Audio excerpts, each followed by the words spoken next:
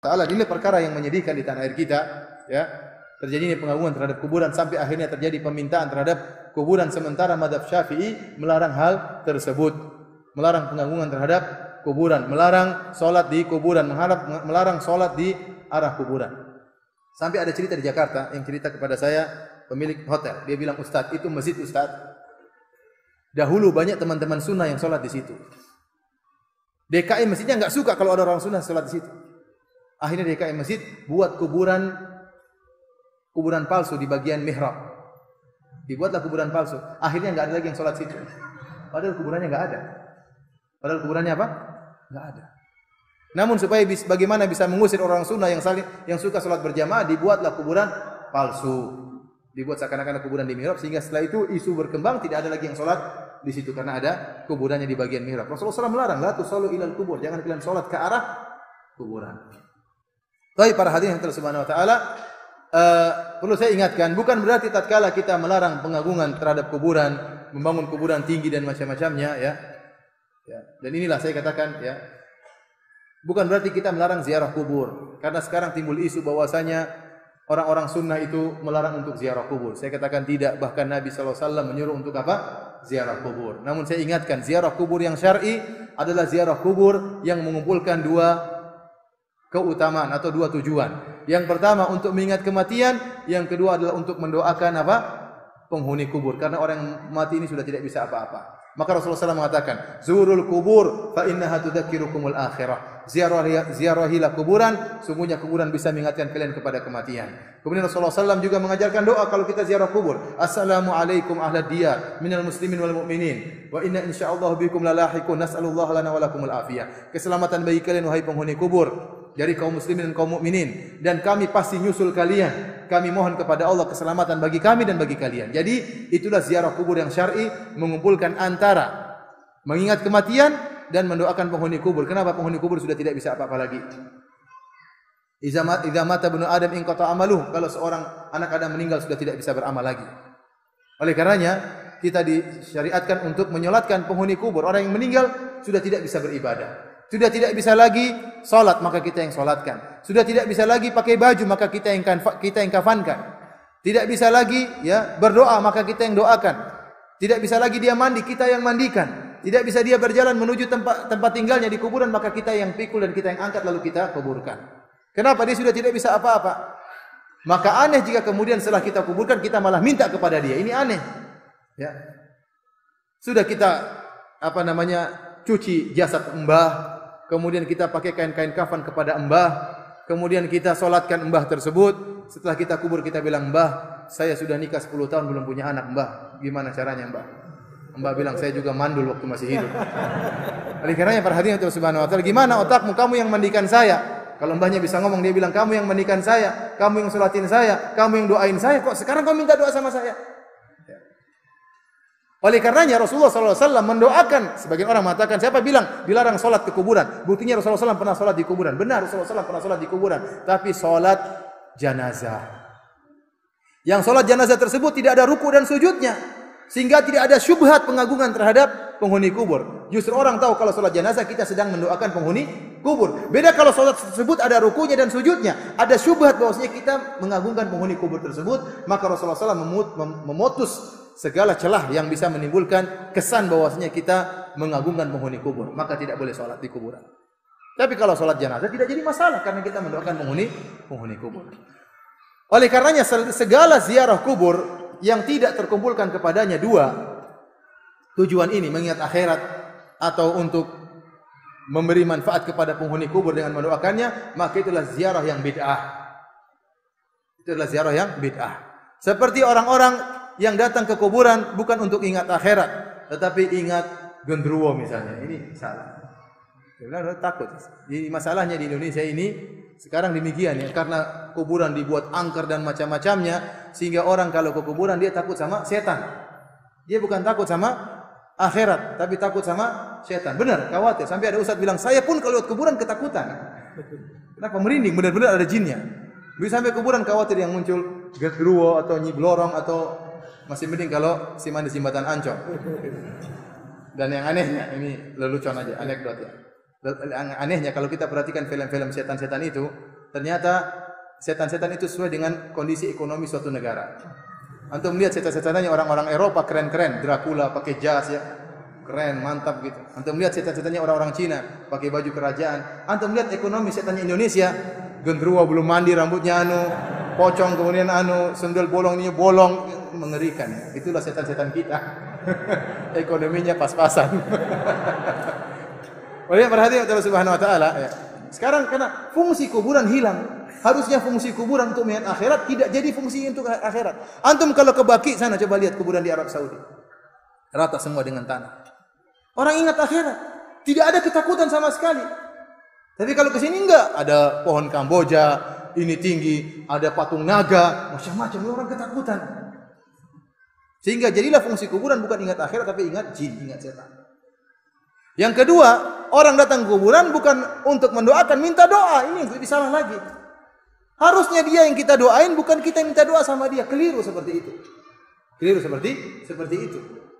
Oleh karenanya Umar bin Khattab radhiyallahu taala anhu, tatkala musim kemarau di zaman beliau setelah wafatnya Nabi sallallahu alaihi wasallam, Umar bin Khattab tidak minta doa kepada Nabi sallallahu alaihi wasallam tapi minta doa kepada Al-Abbas. Kenapa? Al-Abbas masih hidup.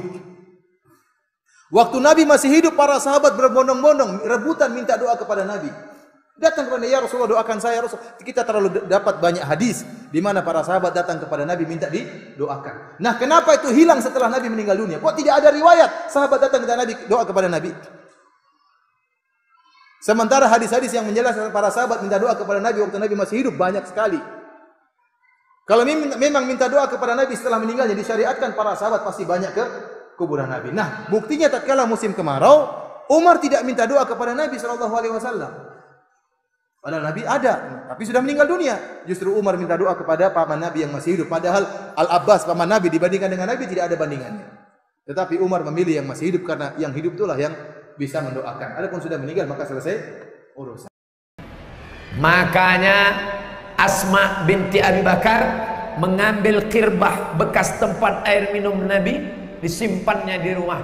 Kalau anaknya demam, dia tuang air ke dalam. Lalu air yang lalu lewat di bekas tempat minum Nabi diminum dengan anak. Itu yang disebut dengan ngalap barokah. Ada barokah rambut Nabi. Ketika Khalid bin Walid kehilangan peci. Peci saya mana? Peci saya mana? Sahabat yang lain, ngapain kamu nyari peci? Peci banyak jualan di pasar. Bukan masalah pecinya, tapi ada rambut Nabi di dalam. Barokah rambut Nabi. Ada barokah tempat. Kenapa mesti sholat di dekat Ka'bah, Masjidil Haram? Kenapa mesti sholat di Taman Raudhah? Barokah tempat ada, barokah orang ada. Nah, wali-wali Allah itu apakah ada keberkahan? Ya, di antaranya Syekh Abdul Qadir Al-Jilani. Jadi kalau ada orang bertawassul kepada Allah dengan wali-wali Allah, dalam kitab Al-Mawsu'ah As-Yusufiyah fi Adillatis Sufiyah, ulama dari Damaskus Suriah, orang yang berdoa di makam para wali, tidak menyembah kubur, bukan menjadikan kubur sebagai berhala, tapi mereka bertawassul kepada Allah dengan berkah kedudukan seorang wali di hadapan Allah. Syekh Abdul Qadir Al-Jilani salah satu wali Allah yang diberikan rekomendasi oleh imam ahli hadis ahli fiqih dari kalangan mazhab Syafi'i. Imam An-Nawawi mengatakan Imam Syekh Abdul Qadir Al-Jilani di antara ulama wali Allah yang diberikan keutamaan-keutamaan. Maka kalau ada orang yang bertawassul kepada Allah, ya Allah, aku memohon kepada Engkau berkat kemuliaan Syekh Abdul Qadir Jailani. Bukan dia meminta kepada manusia. Tidak ada orang minta, hai Syekh Abdul Qadir Jailani, tolonglah permudah jodoh saya. Gak ada. Bukan minta sama dia, minta kepada Allah berkat kemuliaan, barokah kemuliaan. Ada barokah Al-Quran, ada barokah orang soleh, ada barokah Nabi, ada barokah tempat. Dan kita selalu meminta barokah. Kalau makan, yang diminta barokahnya, Allahumma barik lana fima razaqtana wa qina azabannar. Orang menikah, yang didoakan barokahnya, barakallahu lakuma wa baraka alaikuma wa jama'a bainakuma fi khair. Anak akikah, yang didoakan barokahnya, barakallahu laka fil mauhub wa syakartal wahid wa ruzikta birruh wa balagha asyuddahu. Makanya doa kita, Allahumma inna nas'aluka salamatan fid din wa afiatan fil jasad wa ziyadatan fil ilmi. Tapi ketika minta rezeki, wa barakatan fil rizqi, minta barakah. Jadi dalam istilah ngalap barakah, maka diajarkan. Apa kitab yang paling lengkap tentang ini Pak Ustadz? Ditulis oleh Syekh Abdullah bin Siddiq Al-Ghumari tentang berziarah ke makam para wali dan orang-orang soleh, bukan meminta kepada mereka, meminta kepada Allah dengan kedudukan mereka. Mudah-mudahan kita selalu mendapatkan berkah insyaallah. Amin. Ala hadhihi niyah wa kulli niyatin salihah. Kita bertabaruk meminta berkah dengan tawassul Al-Fatihah. Ala hadhihi niyah, dengan niat yang baik, semoga tercapai negeri ini dijauhkan dari malapetaka, bencana, riba, zina, narkoba, LGBT, supaya aman, damai dan diberikan pemimpin-pemimpin yang saleh. Ala hadhihi niyah wa kulli niyatin salihah. Al-Fatihah. A'udzu billahi minasy syaithanir rajim. Bismillahirrahmanirrahim. Alhamdulillahi rabbil alamin. Arrahmanir rahim. Maliki yaumiddin. Iyyaka na'budu wa iyyaka nasta'in. Ihdinas siratal mustaqim. Siratal ladzina an'amta 'alaihim ghairil maghdubi 'alaihim waladdallin. Amin. Tentang akidah banyak lagi yang menyimpang. Yang manusia punya i'tiqad, keyakinan yang bisa mengeluarkan mereka dari Islam. Mengeluarkan mereka. Mereka punya keyakinan ikut-ikutan. Dianggap orang mati itu kalau dia sudah meninggal, kita datangi ke kuburnya minta-minta, itu akan dikabulkan doa kita. Ini keyakinan yang syirik. Orang yang sudah meninggal nggak akan kembali ke dunia, dan mereka nggak mendengar doa kita, dan nggak boleh kita berdoa kepada orang mati, nggak boleh dalam Islam. Allah menyuruh kita berdoa kepada siapa? Kepada Allah. Wa qala rabbukum ud'uni astajib lakum. Allah berfirman, semua berdoa kepada aku, berdoa kepada Allah. Nggak pakai perantara.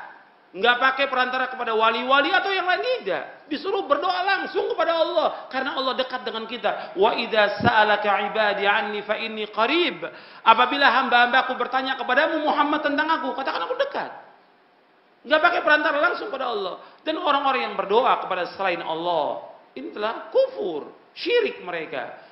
Ini keyakinan masih diyakini oleh sebagian kaum muslimin.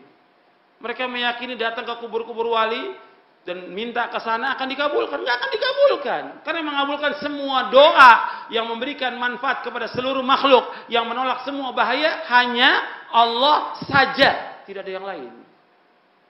Tidak ada yang lain. Makanya Allah mengingatkan dalam Al-Quran kepada orang-orang yang berdoa dan minta kepada Allah, in tad'uuhum la yasma'u du'aakum walau sami'u mastajabu lakum wa yawmal qiyamati yakfuruna bisyirkikum wa la yunabbi'uka mithlu khabir. Allah berfirman dalam surah Fatir, in tad'uuhum la yasma'u du'aakum. Seandainya kalian berdoa kepada mereka, mereka enggak bisa mendengar. Kalian berdoa meminta kepada syekh atau wali atau siapa saja yang sudah meninggal, enggak bisa mendengar mereka. Walau sami'u mastajabu lakum. Seandainya mereka mendengar, mereka enggak bisa menjawab. Wa yaumal qiyamati yakfuruna bisyirkikum. Dan pada hari kiamat mereka akan kufur dengan kesyirikan kalian. Wala yunabbi'uka mithlu khabir. Dan enggak ada yang bisa memberikan kabar kecuali Allah yang Maha mengetahui. Ikut-ikutan karena apa? Tidak ada ilmu. Kalau dia berilmu dengan dasar Quran Sunnah, dia akan tahu ini nggak boleh. Ini syirkun akbar. Berdoa, meminta kepada selain Allah, syirkun akbar. Syirik yang paling besar. Nggak boleh. Orang yang berdoa, meminta, beribadah kepada selain Allah, dia adalah orang yang paling sesat di muka bumi ini. Yang mengatakan demikian siapa? Allah dalam Al-Quran. Allah berfirman dalam surah Al-Ahqaf, surah 46. Di ayat yang kelima Allah berfirman, "Wa man adallu mimman yad'u min dunillahi ma la yastajibu lahu ila yaumil qiyamah wa hum an du'aihim ghafilun."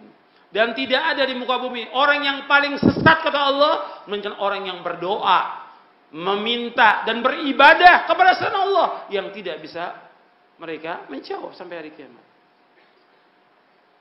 Allah menyebutkan demikian dan mereka lalai dari orang-orang yang berdoa kepadanya. Hatta Nabi Hatta Nabi SAW nggak boleh ada orang yang datang ke kuburan Nabi untuk minta sesuatu, nggak boleh.